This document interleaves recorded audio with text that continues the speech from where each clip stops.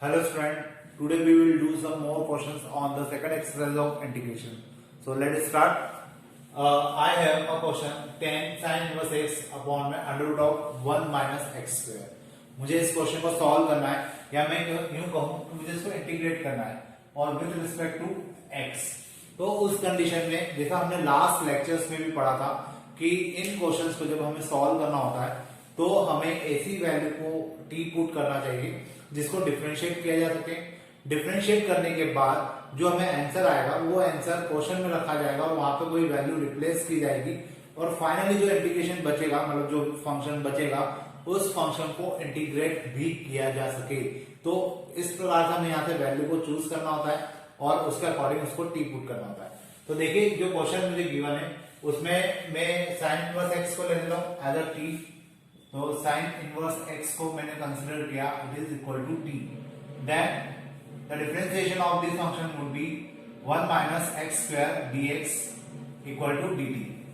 अब यहाँ पे आप लोग देख सकते हैं कि dt और ये जो वैल्यू है ये पूरी इसके साथ रिप्लेस हो जाएगी और इसकी जगह पे क्या आ जाएगा dt आ जाएगा. So we can write tan sine inverse तो नहीं आएगा. क्यों नहीं आएगा? क्योंकि साइन इनवर्स को तो हमने t मान लिया है तो इसकी जगह पे आ जाएगा t. तो ये हो जाएगा tan t and it is dt क्यों? क्योंकि इसकी जगह पे तो dt आ गया. अब tan t को मुझे इंटीग्रेट करना है तो tan t का जो इंटीग्रेशन होता है वो क्या होता है ये आपको अच्छे से याद होना चाहिए. tan t का जो इंटीग्रेशन होता है वो log sec t होता है या माइनस log cos t भी आप लोग इसको लिख सकते हैं. तो we can write log sec t मैंने अगर लिखा है ये हो जाएगा log sec t की जगह मैं वापस से t की वैल्यू रख देता हूं and it is sin inverse x. तो ये मेरे लिए यहाँ पे क्या आ जाएगा प्लस c. ये मेरे लिए यहाँ पे आंसर हो जाएगा. तो इस प्रकार से मैं इस क्वेश्चन को सॉल्व कर सकता हूं. अब अपन देखते हैं next question sin x cos x upon में 1 plus sign to the power 4x. मुझे इसको इंटीग्रेट करना है और जब मैं इसको इंटीग्रेट करूंगा तो यहाँ पे dx हो जाएगा और मैं इसको इंटीग्रेट करने के साथ मुझे यहाँ पे वैल्यू को पुट भी करना होगा और मैं जो वैल्यू यहाँ पे पुट करूंगा वो वैल्यू यहाँ पे इस प्रकार की होना चाहिए कि यहाँ पर जो ऊपर का sin x cos x है वो कैंसिल हो जाए और जो बचेगा वो इजीली इंटीग्रेट भी हो जाए. इस बात का मुझे ध्यान रखना है. तो मैं यहाँ पर sin to the power 4x है मैं यहाँ पर sin स्क्वायर x को t रख देता हूं. तो उस कंडीशन में ये क्या होगा अपन देखते हैं इसको. तो अगर मैंने sin स्क्वायर x को t रखा है तो यहाँ पर इसको डिफरेंशिएट करेंगे तो it is 2 sin x and cos x और साथ में आ जाएगा dx इक्वल टू dt.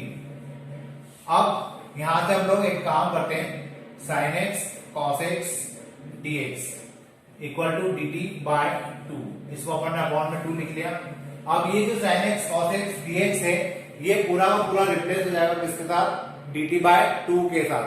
तो यहाँ पर कितना आ जाएगा dt अपॉन 1 अपॉन 2 और नीचे हो जाएगा 1 प्लस टी स्क्वायर. अब आपको ये टर्म अच्छे से पता होना चाहिए कि dt upon 1 plus T square किसका फॉर्मूला होता है. ये फॉर्मूला होता है tan इनवर्स t का. So we can write 1 by 2 tan inverse t and it is equal to 1 by 2 tan inverse t की जगह हम लोग क्या लिख सकते हैं sin स्क्वायर x. तो ये जो है ये मेरे लिए आंसर हो जाएगा और इस प्रकार से क्वेश्चन सॉल्व हो जाएगा. प्लस सी जैसा मैंने आपको स्टार्टिंग में कहा था कि प्लस सी लगाना आप लोगों की ड्यूटी है. मैं कभी भूल जाऊं तो आपको उसको माइंड नहीं करना है. आप लोगों को प्लस सी लगाना है. हम लोग जरूर माइंड करेंगे क्योंकि नंबर आपको हो सकता है चेक करने वाला उसका नंबर काट ले तो आपको सी लगाना जरूरी है. ये बात का ध्यान रखिए. अब एक और क्वेश्चन है मेरे पास 1 upon x under root of 1 minus log x का होल स्क्वायर. मुझे अगर इस क्वेश्चन को सॉल्व करना है तो मुझे क्या वैल्यू पुट करना चाहिए. तो देखिए log x है मैं log x को t मान लेता हूं. ये हो जाएगा 1 upon x dx equal to dt. यहां पर ऊपर dx दिया हुआ है साथ में क्योंकि अगर किसी फंक्शन को हम लोग इंटीग्रेट कर रहे हैं तो बाय डिफॉल्ट उसके साथ dx तो होगा ही होगा. तो dx अपॉन x जो है वो रिप्लेस हो जाएगा किसके साथ dt के साथ. तो मुझे यहां पे मिलेगा dt upon under root of 1 minus t square, और ये आपको पता है कि under root 1 upon under root of 1 minus t square किसका फॉर्मूला होता है, साइन इनवर्स टी का। So we can write sine inverse t, और साइन इनवर्स टी की जगह कितना आ जाएगा, टी की जगह हम लोग लिख सकते हैं log x। तो यहाँ पे जो मेरा आंसर हो जाएगा वो हो जाएगा sine inverse log x plus C. ये फाइनली मेरा आंसर होगा, और आपको भी इसी प्रकार से क्वेश्चंस को सॉल्व करना है। तो आपको होपफुली समझ में आए होंगे कि ये जो क्वेश्चन हम लोग कर रहे हैं इनको किस प्रकार से वैल्यू टी पुट की जाती है और कैसे इनको डिफरेंशिएट कर फिर इंटीग्रेट किया जाता है। तो अब अपन देखते हैं आगे के और भी कुछ क्वेश्चन, ताकि आपकी और अच्छे से इसके ऊपर ग्रिप बन जाए। देखिए मैंने 3 क्वेश्चन यहाँ पे लिखे हैं। एक तो है मेरे पास e to the power x upon में e to the power 2x plus 1, फिर एक है sec square root x upon में रूट x, फिर एक है sin x sin cos x। मुझे इन तीनों को इंटीग्रेट करना है। 1 बाय 1 अपन तीनों क्वेश्चंस को देखते हैं। यहाँ पर मैं क्या वैल्यू पुट करूँ कि ऊपर का e to the power x dx आ जाए। तो ऑब्वियस है यहाँ पे हम लोग e to the power x को ही t पुट कर देते हैं। तो इसको मैंने t माना, तो ये हो जाएगा e to the power x dx equal to dt, क्योंकि e to the power x का डिफरेंशिएशन कितना होता है, e to the power x ही होता है। तो ये e to the power x dx replace हो जाएगा किसके साथ, dt के साथ। यहाँ आ जाएगा dt अपॉन, इसकी जगह आ जाएगा d स्क्वायर प्लस 1। और ये इसका फॉर्मूला क्या होता है ये आपको अच्छे से याद होगा। इसका फॉर्मूला होता है tan इनवर्स t, और tan इनवर्स t को हम लोग लिख सकते हैं tan इनवर्स t की जगह आ जाएगा e to the power x plus c। तो ये मेरा क्या हो जाएगा आंसर, और इसके आंसर के अकॉर्डिंग हम लोग क्या करेंगे, ये हमारा मतलब और आगे के भी क्वेश्चन हम लोग इसी प्रकार से कर सकते हैं।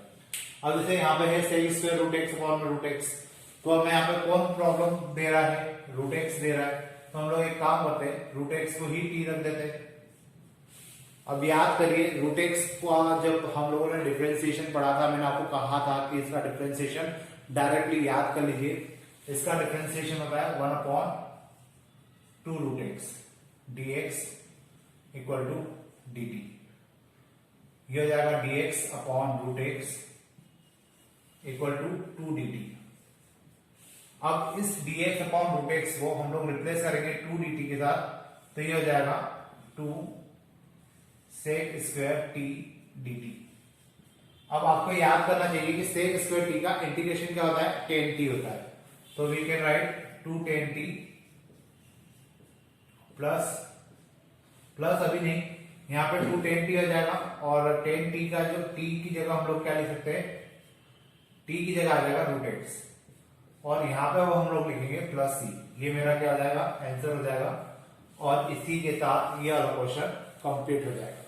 अब हम लोग देखते हैं एक और क्वेश्चन, साइन x मल्टीप्लाई, यहाँ पे मल्टीप्लाई है और मुझे इसको इंटीग्रेट करना है विद रिस्पेक्ट टू x। तो इसको इंटीग्रेट करने के लिए यहाँ पे भी हम लोग क्या करेंगे, वैल्यू ही पुट करेंगे। ये साइन इनकम्प्लीट है, इसके कारण इनकम्प्लीट है, कॉस के कारण, तो हम लोग यहाँ पे cos x को पुट करेंगे t, so it will become minus sine x dx equal to dt। Minus का साइन उधर पहुंचा देते हैं, sine x dx equal to minus dt। अब ये साइन x और ये dx रिप्लेस हो जाएगा किसके साथ, माइनस dt के साथ, so it is sine t dt, और माइनस का साइन आगे आ जाएगा। अब साइन t को अगर हम लोग इंटीग्रेट करते हैं तो माइनस का cos t आता है, और माइनस का साइन ऑलरेडी हमारे सामने लिखा हुआ है, तो फाइनल जो ये हो जाएगा, ये हो जाएगा cos t ओनली, और t की जगह हम लोग वैल्यू t की रख देंगे, तो cos x प्लस c, ये मेरा आंसर हो जाएगा उस क्वेश्चन से। तो इस प्रकार हमें क्या करना है, क्वेश्चंस में वैल्यू को पुट करना है, और वैल्यू को पुट करने के बाद क्वेश्चन सॉल्व करना है। अब अपन इसके बाद देखते हैं नेक्स्ट क्वेश्चन। देखिए अब जो क्वेश्चन मेरे सामने है थोड़ा सा लेंथी क्वेश्चन है और आईएमपी भी है। तो लेंथी तो इन द सेंस क्योंकि हम लोग इसको 2 मेथड से कर सकते हैं। एक मेथड तो डायरेक्ट होती है, काफी डायरेक्टली का सॉल्यूशन आप निकाल सकते हो और बहुत कम स्टेप पे आंसर आ जाएगा, और एक मेथड होती है थोड़ी सी लेंथी जो कि प्रॉपर तरीके से की जा सकती है, और अभी मैं आपको लेंथी मेथड ही बताऊंगा क्योंकि मुझे आपको अभी सिखाना है, अभी आप लोग लर्निंग फेज में है। जब आप लोग अच्छे से सीख जाएंगे तो आप लोग भी डायरेक्टली इस क्वेश्चन को कर सकते हैं। फिलहाल मैं इस क्वेश्चन को प्रॉपर तरीके से करूंगा, 2 बार टी पुट करते हुए, 2 बार वैल्यू को पुट करते हुए। आप लोग चाहें जब आप लोग का अच्छा इस पे ग्रिप बन जाए तो आप इस क्वेश्चन को डायरेक्ट करेंगे तो 1 बार वैल्यू पुट करेंगे तब भी आपका आंसर आ जाएगा। लेकिन फिलहाल अभी मुझे आपको सिखाना है, इसलिए मैं आपको 2 बार इस वैल्यू को पुट करके बताऊंगा और इस क्वेश्चन को हम लोग करेंगे। तो देखिए काफी इजी है वैसे तो। यहाँ पर जो क्वेश्चन हमें गिवन है, इस क्वेश्चन के अंदर आपको सबसे ज्यादा किस फंक्शन के कारण ऐसा लग रहा है कि ओवरऑल फंक्शन इनकम्प्लीट है, तो रूट एक्स के कारण ऐसा हो रहा है। तो हम लोग एक काम करते हैं, रूट एक्स को सबसे पहले टी रख देते हैं। तो रूट एक्स को हमने माना यहाँ पे टी, तो ये कितना हो जाएगा 1/2 root x d x equal to d t. अब dx इक्वल टू ये जो रूट एक्स है, ये रूट एक्स नीचे ही है अभी भी, और यहां पर ये जो 2 है ये उधर आ जाएगा, तो हो जाएगा 2 dt। वैल्यू अपन ये पुट कर देते हैं यहाँ पे, तो हो जाएगा 10 टू की power 4 t multiply sec square t upon, मैं तो अब कुछ आएगा नहीं क्योंकि dx अपॉन में रूट एक्स जो था वो रिप्लेस हो गया 2 dt के साथ, तो यहाँ dt आ जाएगा और 2 आगे आ जाएगा, और अपॉन वाली जो लाइन है वो नहीं आएगी। तो मतलब ये क्वेश्चन टी पुट करने के बाद इस प्रकार का हो गया। अब ये हमने 1 बार वैल्यू पुट कर दी, लेकिन ये क्वेश्चन अभी भी डायरेक्टली सॉल्व नहीं किया जा सकता। मुझे यहाँ पे क्या करना पड़ेगा, फिर से कोई वैल्यू को पुट करना होगा। तो मैं एक काम करता हूं, जो 10t है इसको मैं पुट कर देता हूं u। अब मैंने u कैसे पुट किया, क्योंकि अभी तक तो हमने जितने क्वेश्चंस किए थे उसमें सभी में t पुट किया है। तो देखिए मैं आपको एक बात बता दूं, हम वेरिएबल कोई सा भी ले सकते हैं, t ले, u ले, w ले, x ले, y ले, उससे कोई फर्क नहीं पड़ेगा। और वैसे भी हम लोग एक बार t ले चुके हैं, तो वापस से मैं t लेकर तो उसको सॉल्व नहीं कर सकता, मुझे इसको क्या मानना पड़ेगा, u मानना पड़ेगा, या कोई सा भी आप दूसरा वेरिएबल इसकी जगह पर ले सकते हैं। इसको डिफरेंशिएट करेंगे तो हो जाएगा sec square t dt equal to du। अब sec square t d t जो है वो रिप्लेस हो जाएगा du के साथ, तो हमें अब क्वेश्चन मिलेगा u टू दी पावर, क्योंकि 10t की जगह हो जाएगा u की पावर 4, आगे 2 लिखा हुआ है और पीछे हो जाएगा du, मतलब इस पूरे की जगह पे कितना आ जाएगा du आ जाएगा, तो हो जाएगा u 2 मल्टीप्लाई u की पावर 4 मतलब u की पावर 5/5, ठीक है। और 2/5 u को हम लोग क्या लिख सकते हैं 10t की पावर 5, क्लियर है। अब t की वैल्यू भी रख देते हैं 2/5, 10 t की जगह कितना आ जाएगा, यहाँ पे t की जगह आ जाएगा रूट एक्स, तो यहां मैं लिख सकता हूं root x to the power whole power 5 plus c, और ये मेरा क्या होगा आंसर होगा। ज्यादा लेंदी भी नहीं था, बस ये है कि मैंने इसको 2 बार वैल्यू पुट करके किया, एक बार यहाँ पे वैल्यू पुट की, एक बार यहाँ पे वैल्यू पुट की। आप चाहें तो एक बार में ही वैल्यू को पुट करके क्वेश्चंस को सॉल्व कर सकते हैं। और आपको क्या पुट करना पड़ेगा, 10 रूट एक्स को t पुट करना पड़ेगा। यहाँ पे जैसे मैंने रूट एक्स को t पुट किया है, आप इसको कर दीजिएगा 10 root x equal to t, तो ये क्वेश्चन एक बार में ही तो खत्म हो जाएगा, ठीक है। लेकिन अभी आप लोग सीख रहे हैं, तो मेरे हिसाब से तो आपको 2 बार वैल्यू पुट करके इस क्वेश्चन को सॉल्व करना चाहिए। जब आप लोग प्रैक्टिस करेंगे, फाइनल प्रैक्टिस करेंगे, तब फिर आप इसको डायरेक्ट करेंगे तो अच्छा रहेगा। अब उसके बाद अपन देखते हैं नेक्स्ट क्वेश्चन। देखिए मेरे पास जो नेक्स्ट क्वेश्चन है उसमें लिखा है x cube sign 10 inverse x की पावर 4 अपॉन 1 प्लस एक्स की पावर 8। मैं वापस से आपको क्लियर कर दूं, इस क्वेश्चन को आप लोग डायरेक्टली कर सकते हैं, लेकिन फिलहाल अभी मैं आपको सिखाने के फेज में हूं, तो मैं ऑब्वियस है कि इसको 2 बार वैल्यू पुट करके करूंगा। आपको लगता है कि आपकी अच्छी ग्रिप है तो आप एक बार वैल्यू पुट कर भी इस क्वेश्चन को सॉल्व कर सकते हैं, तो क्वेश्चन सिंपल भी हो जाएगा उस समय। लेकिन फिलहाल क्वेश्चन में जो करूंगा वो भी सिंपल ही है, तो मुझे आपको सिखाना है, इसलिए मैं इसको 2 बार वैल्यू पुट करके आपको बता रहा हूं। तो देखिए यहाँ पर 10 साइन इनकम्प्लीट फंक्शन है, किसके कारण 10 inverse x to the power 4 के कारण। तो देखा जाए तो 10 inverse x to the power 4 को हम डायरेक्टली टी पुट कर देंगे तो ये क्वेश्चन डायरेक्टली सॉल्व हो जाएगा। लेकिन मैं 1 बाय 1 स्टेप करूंगा इसको। तो साइन किसके कारण इनकम्प्लीट है? टेन इनवर्स के कारण, और टेन इनवर्स किसके कारण इनकम्प्लीट है? एक्स टू द पावर 4 के कारण। तो मैं यहां पर सबसे पहले एक्स टू द पावर 4 को टी पुट करता हूं, तो ये हो जाएगा 4x³ dx equal to dt। यहां आ जाएगा x³ dx equal to dt upon 4। अब यहां पे आप ध्यान से देखिए, एक तो x³ और dx, ये दोनों वैल्यू रिप्लेस हो जाएगी किसके साथ? dt/4 के साथ। तो मैं अब इस क्वेश्चन को लिख सकता हूं साइन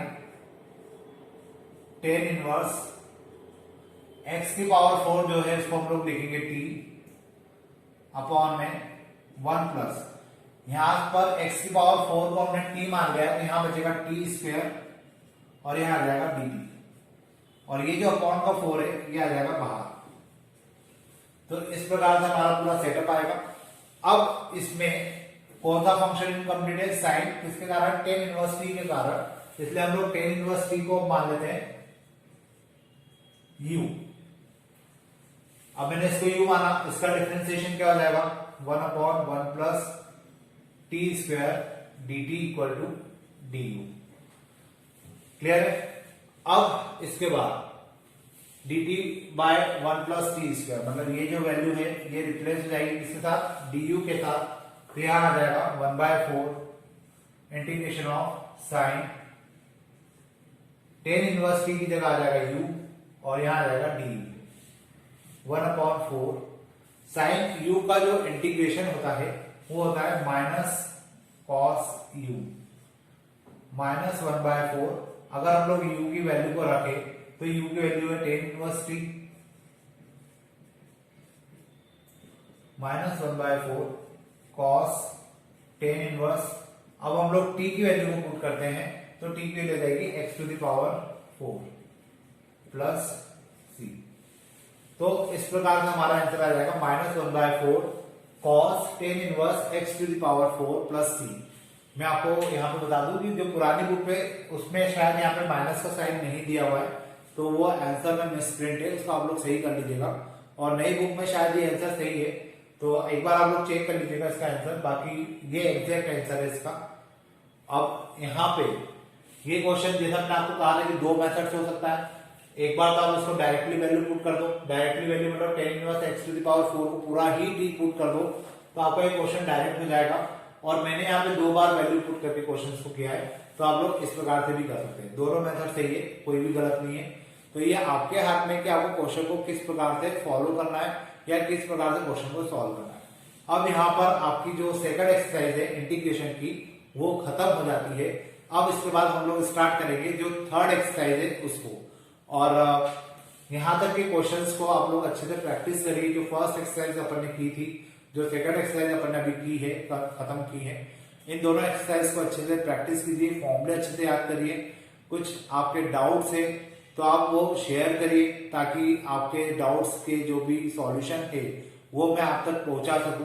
क्योंकि मेरे पास अभी तक कुछ ही 2 या 3-4 स्टूडेंट के ही कॉल या मैसेज आए हैं कि उनको कहीं पर कुछ प्रॉब्लम आ रही है, तो मैंने उनकी प्रॉब्लम को सॉल्व भी किया है। लेकिन इतनी बड़ी क्लास में अगर केवल 2 या 4 स्टूडेंट मुझसे प्रॉब्लम पूछते हैं, तो इसका मतलब है कि बाकी के स्टूडेंट या तो पढ़ाई नहीं कर रहे या शायद उनके डाउट सारे क्लियर है।